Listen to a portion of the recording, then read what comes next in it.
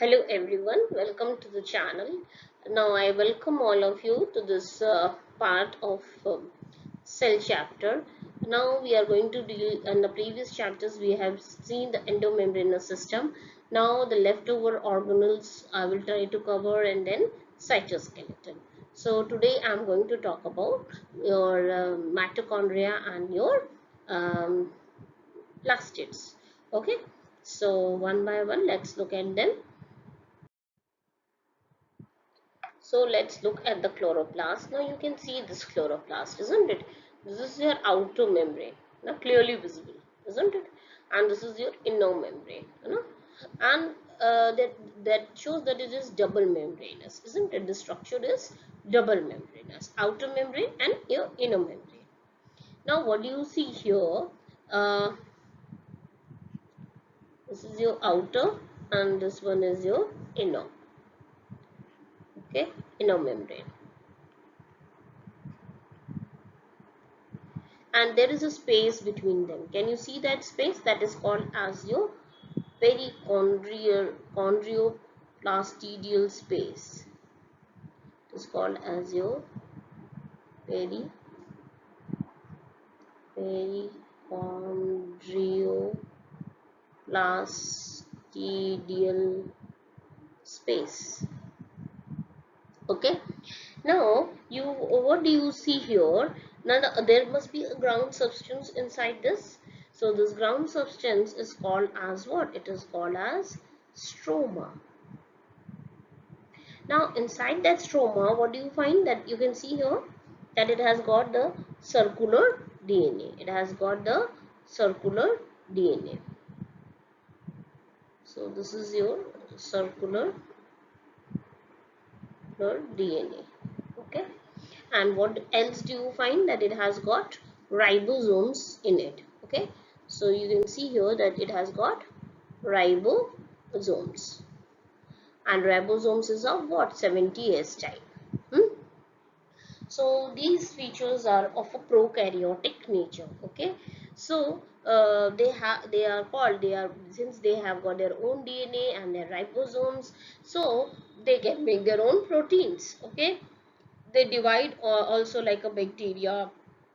Okay, so what do we find? We call them as what? We call them as semi-autonomous.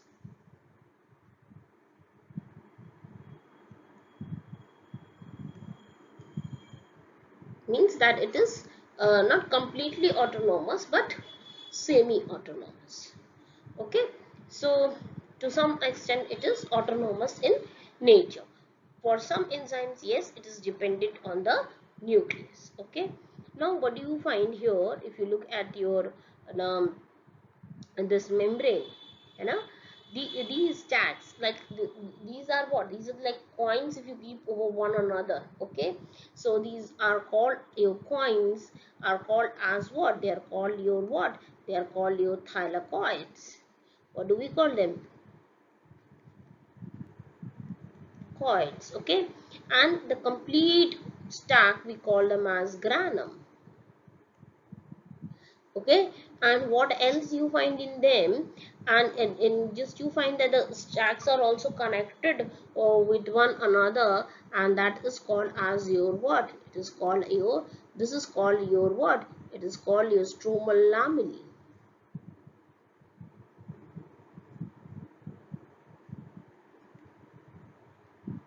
We call it as stromal lamellae. Fine. Now you will see here now the membranes. If you look at now, this is the membrane of your granum, the green part, and the yellow part is the lumen. So this is your granule membrane. Okay, and this yellow part is the lumen. Okay, so the lumen is this part, the yellow part. This is the lumen, and these are the granum membranes, which contains basically your different pigments. Remember that the outer membrane of your chloroplast is what? It is porous. If I have to write, it is what? Its property, it is porous. And inner is what? It is semi-permeable. And on this granum, now you will find the granum membrane is rather impermeable. Okay, because the kind of proteins it has, and when you will read about photosynthesis, then you will come to know about it more, about this membrane.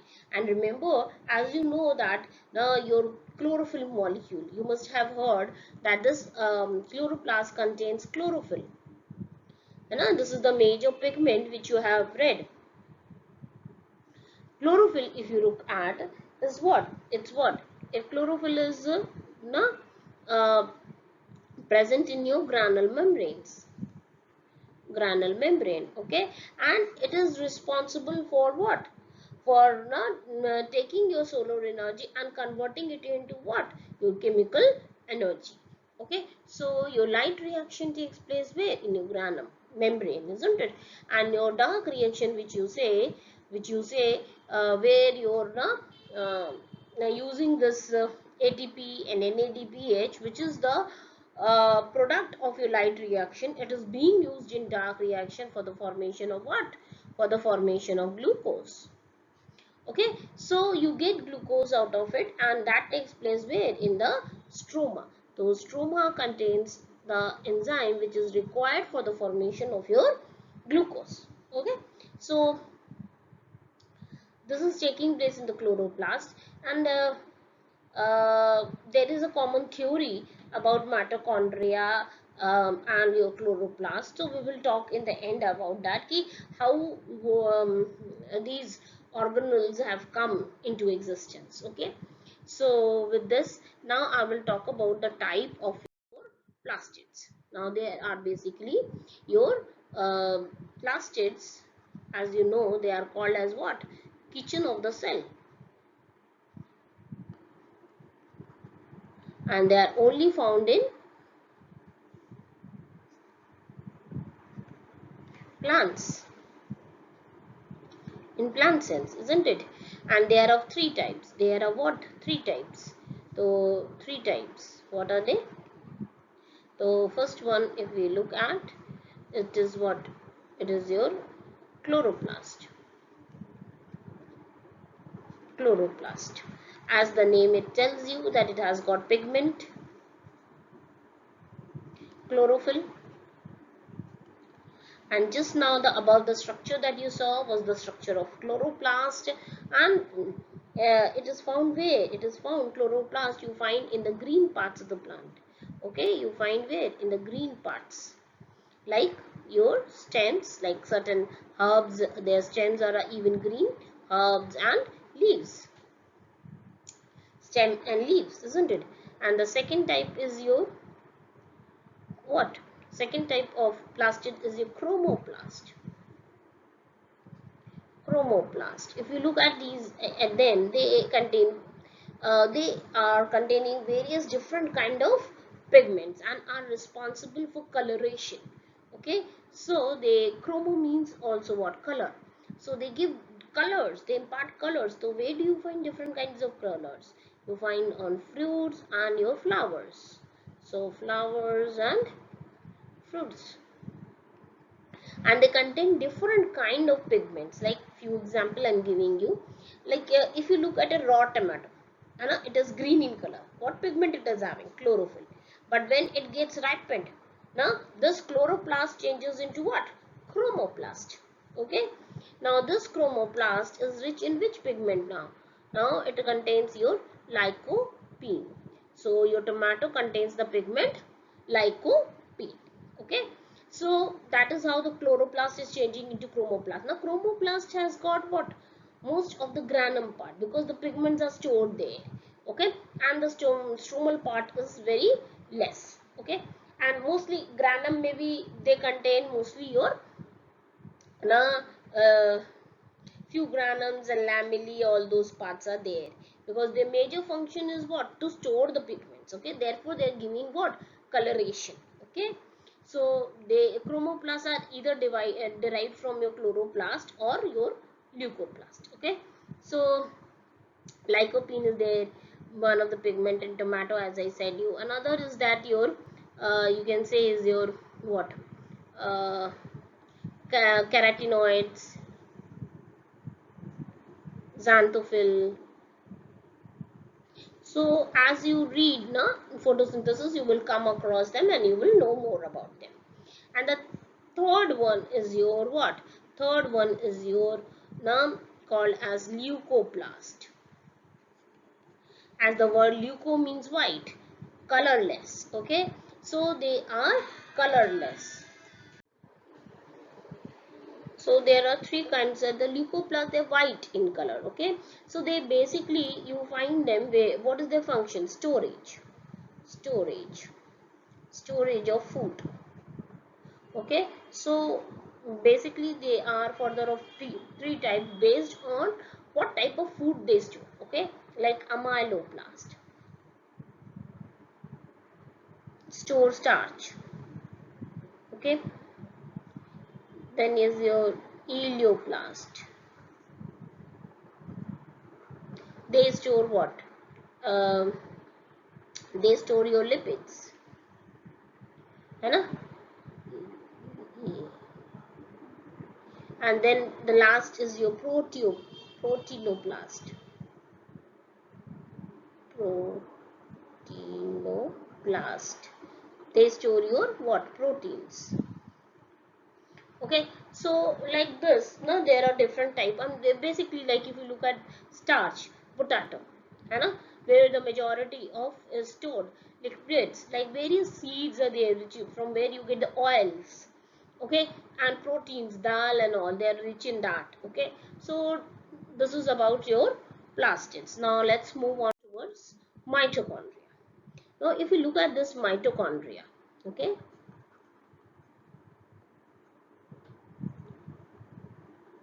now if you look at this mitochondria, what is it?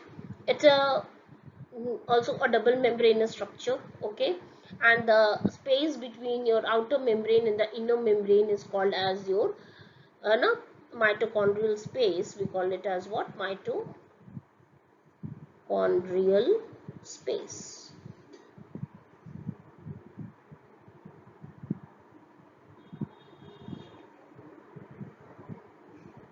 Okay, the space between it, or rather I can use this space.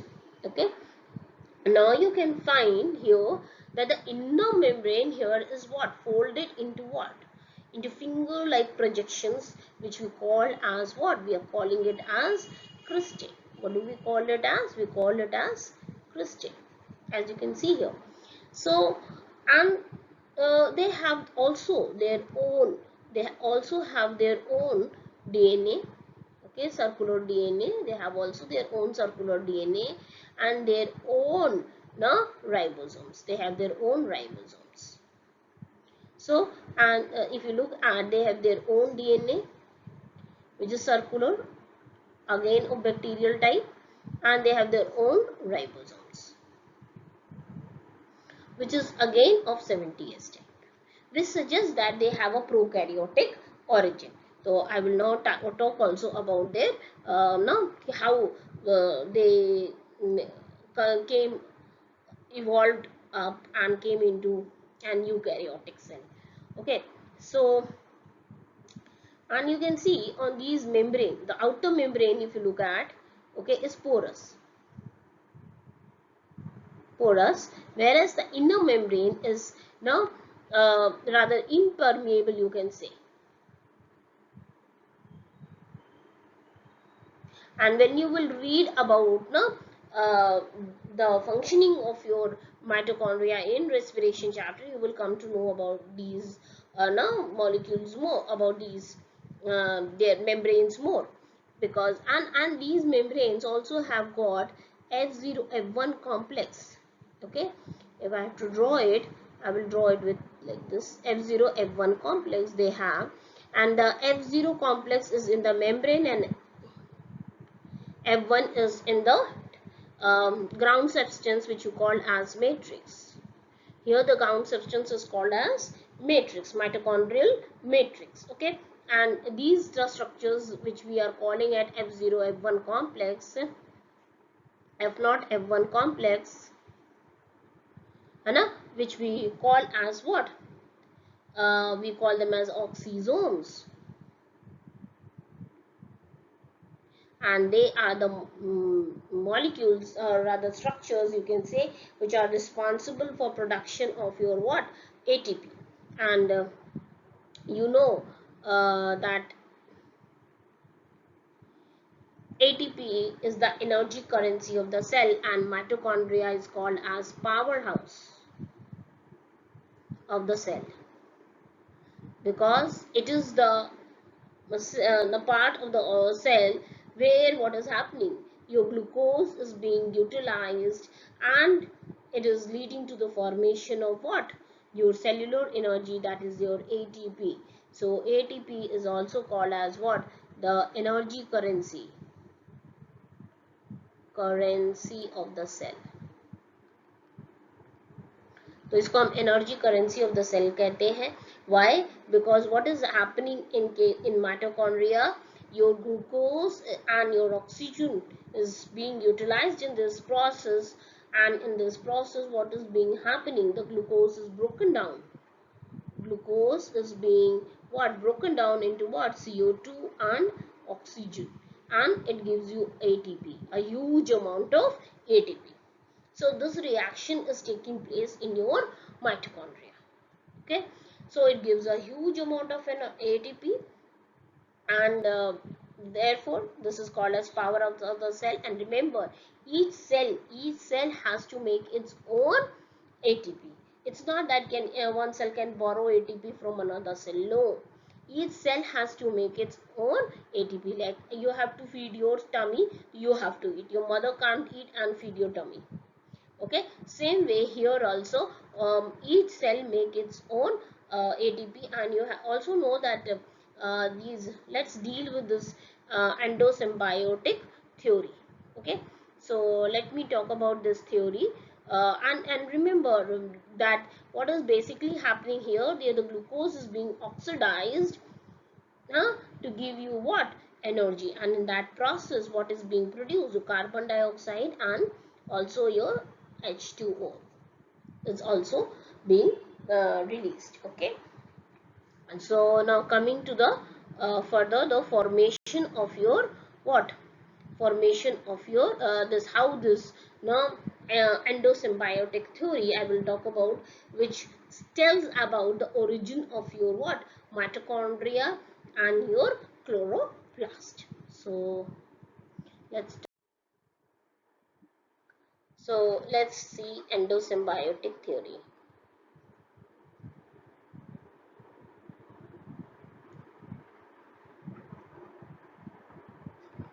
Now I hope the word symbiotic is clear to you. Symbiotic means what, to live together.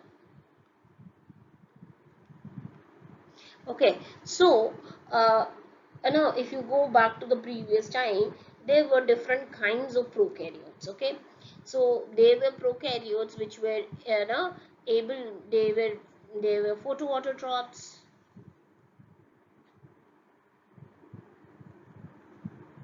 I hope this word is clear, that photoautotrophs, they were able to make their own food. And there were also organisms which are called as, you must have read in bacteria, that they were photoheterotrophs. Okay, so if I take the example, like here comes your cyanobacteria,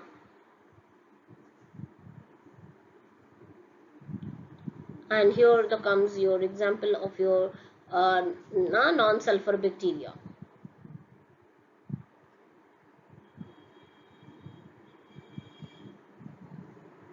It is a purple non-sulfur bacteria, we call it. Okay, so now what was happening?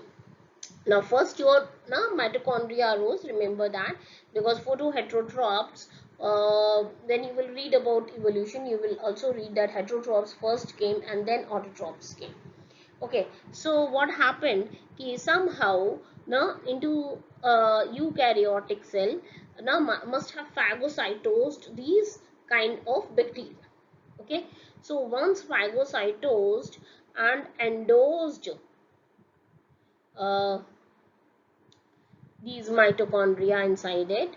Okay, so what would have happened now, that they were not digested by somehow, by that organism, and they started living together.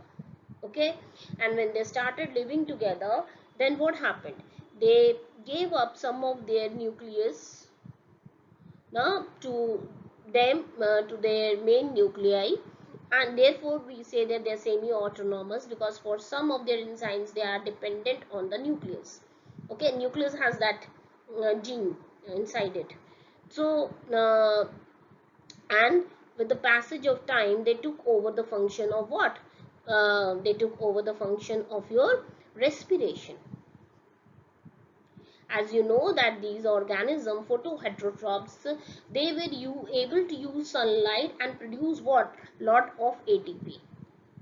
They were able to produce what? Lot of ATP. So these organisms, they were able to produce ATP. So somehow, and but they were, for the source of carbon, like as I have told, they are heterotrophs. Not means heterotrophs means that they are dependent on carbon, organic carbon, for uh, as a source. Okay, so they were not able to make their own food. Okay, they were able to use the solar energy and make ATP, but they were not able to make their own food. They were dependent on organic carbon dioxide, that is organic food, you know? So like glucose and all, they were dependent on that. So they were able to function as our respiratory structure. Okay, so they took over this respiration. And if you look at this these photoautotrophs, now some similar kind of thing might have happened. The eukaryotic cell must have engulfed these bacterial cells, and they uh, gave their now some of their genes to their genetic material, and they took over the function of what? Photosynthesis. And they became what? Endosymbiotic theory, that is what we called. Okay, and there is a, what is there happening here, if you can see what is happening. If you look at now, and this theory is supporting that they are what? Prokaryotic in origin, because if you look at their DNA, you look at their ribosomes, and if you look at their even their structure, their shape, their size, it's of bacterial type, and the division is also bacterial type. Okay, so all these features suggest that they have got what? A bacterial origin. Okay, and now let's move on towards the next organelle, which is your vacuole. Okay, now vacuole, if you look at, it's what? It's a it's a bag like structure, and the cell uses this bag, especially of plant cell I'm talking about, is using it for storing sometimes food, storing sometimes waste. Now you have a bags now, and in bags you store different kind of substances. Okay, so depending upon your the need of the cell, this vacuole and this vacuole may store food, it may store waste even. Okay, and it has got other functions as well apart from storage. Okay, like one is storage, and the second is that they also provide what? Turgidity and rigidity to the cell.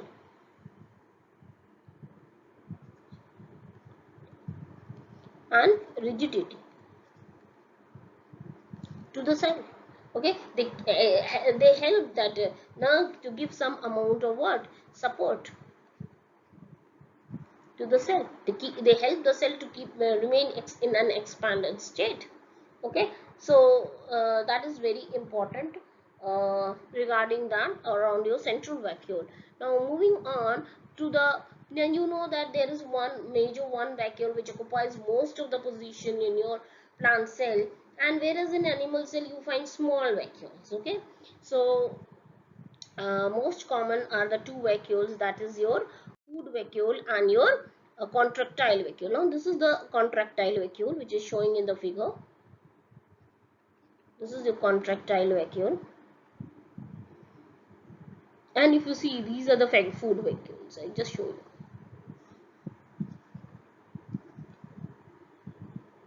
They are containing food in them. Okay, and if you look at this organism, what is there? What is there? and you can see if it's nucleus, this is the part of the nucleus, okay, the major part. Okay, now what do we find in them? That the food vacuole, you know how through phagocytosis it enters inside the cell. It is the way of bringing the food inside the cell. Then enzymes act on it, digest the food, absorb the food, and then digest out the food vacuole through exocytosis.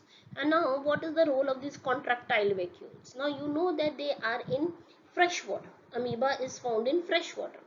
Now, when you keep an animal cell in a fresh water, what will happen? It constantly water will move inside this cell. Water will what happen? It will move inside this cell.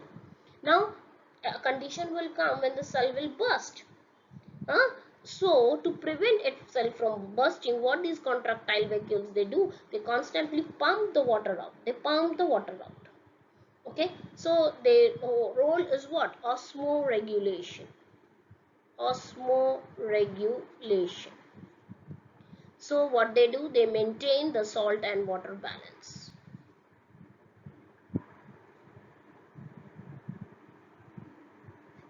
Okay, so this is about your vacuoles, and with this I have completed most of the organelles that is found in your cell, and in the next class we will talk about ribosomes and the left organelles.